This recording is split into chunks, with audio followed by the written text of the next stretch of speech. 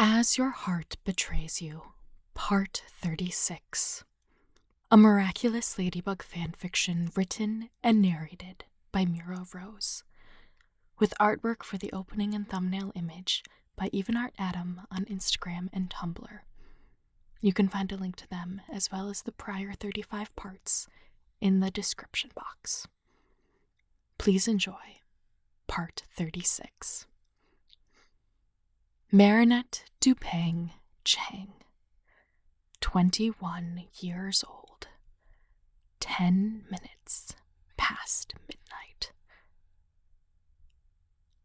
There's an afterglow that comes from a stolen moment, a feeling that could wrap you not like a blanket, but like a coat you buy when you're an adult.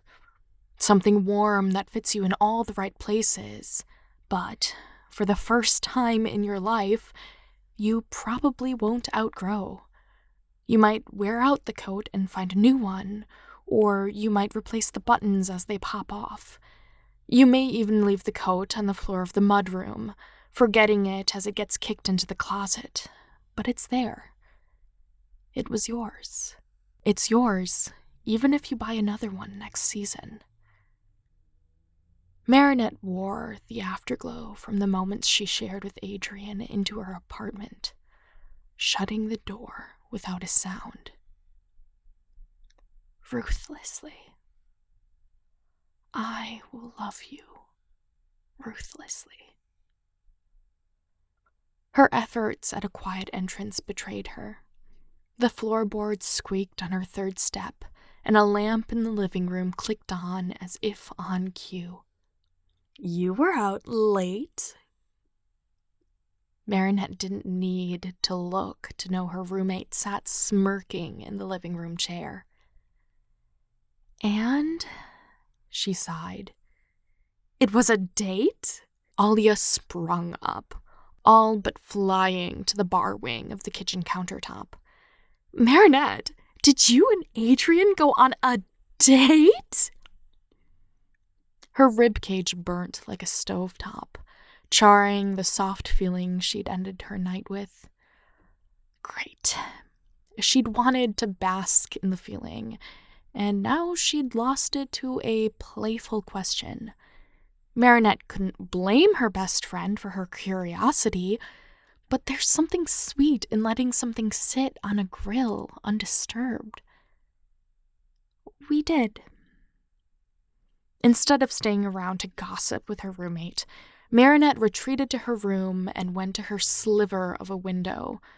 Her blinds let her see just enough of the sidewalk to see the human-shaped darkness flicker underneath a streetlight before getting in the car and driving away.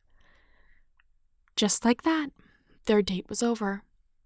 Midnight always came, and she was 10 minutes past a magical ending. Marinette fell into her comforter as the day caught up to her, fatigue eating under her eyes as she marinated her day, playing moment after exciting moment behind her lids. Only in the privacy of her bedroom would she finally be able to react the way she wanted to. Sure, Adrian masked his emotions when he was with her, but she did the same. She did the same. What he said to her in the car moments earlier, staring at the steering wheel while putting the gear in park, haunted her. I can't bring myself to look the people I love in the eyes anymore, Adrian told her.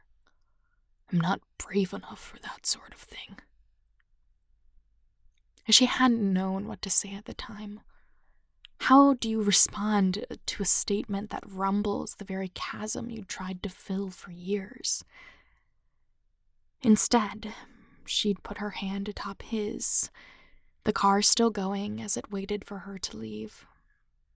And then, without looking at her, Adrian flipped his palm to touch hers, squeezed, and opened his car door. Marinette hadn't caught his fingers as they slid over hers. The other details, him walking her to the door, her lingering touch on his shoulder. Didn't matter. Ruthlessly. I will love you. Ruthlessly.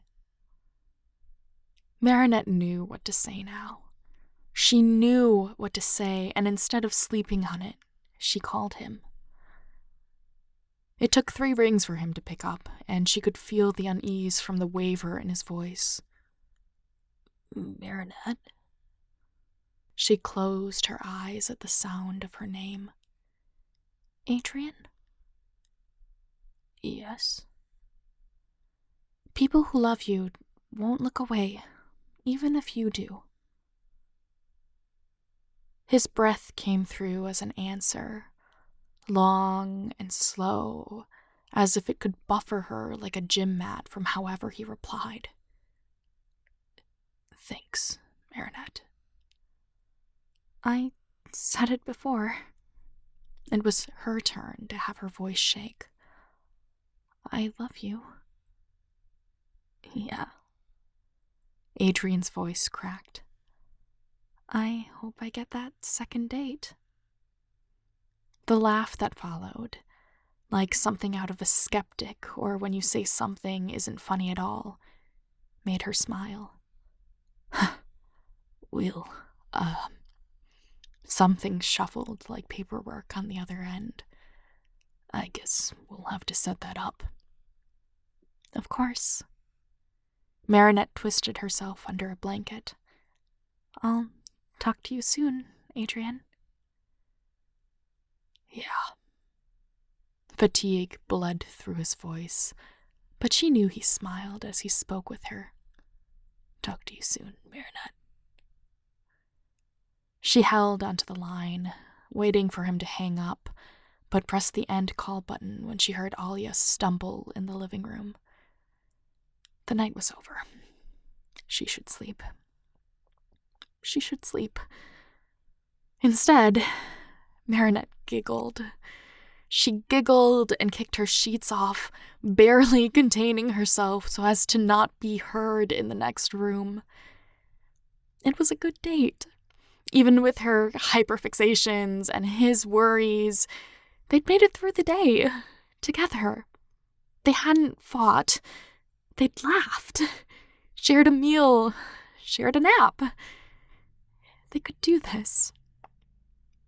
Marinette and Adrien could be partners, even without their masks.